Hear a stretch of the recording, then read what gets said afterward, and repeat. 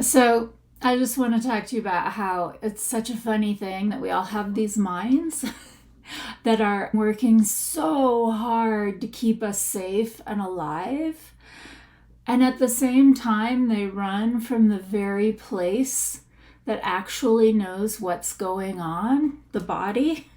You may have noticed this, like some kind of sensation arises in the body, and it can be pleasant or unpleasant, and the mind is just off and running, leaving it to make stories about it and what it means. And you might know this feeling if you've worked with your mind, whether through therapy or inquiry, you've questioned your thoughts, you've reframed your stories, but still something in the body just keeps reacting. It keeps bracing, it keeps looping through the same patterns. And it's not because we've done anything wrong. It's because the body is holding what the mind on its own cannot possibly resolve. Only about 5% of the mind is conscious. The other approximately 95% is subconscious, unconscious. Epigenetics, our conditioning, our lineage, the stress and traumas that have been repressed, all of that shows up in the body. And the way it surfaces is in sensation, in tension that we feel, the patterns that keep repeating over and over again, even when we think we should be over it by now. And this is exactly why I built this 6-month immersion circle that starts in January.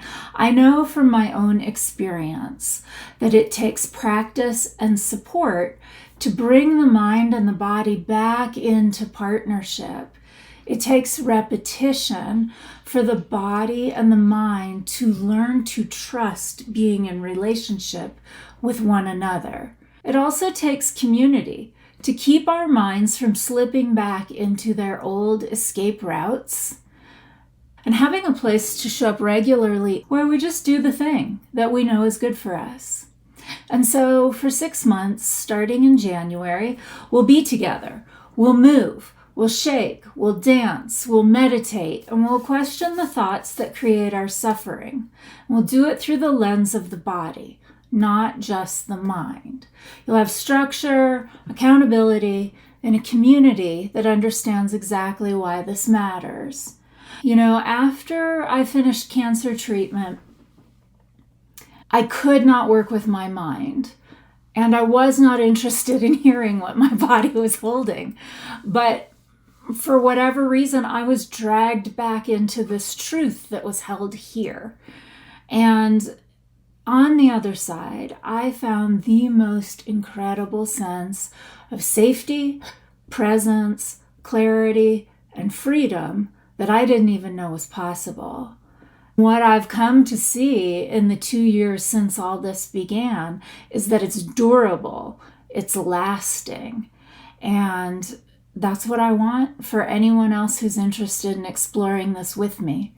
If your mind is tired of running and your body is ready to be heard, I would love to have you in this circle.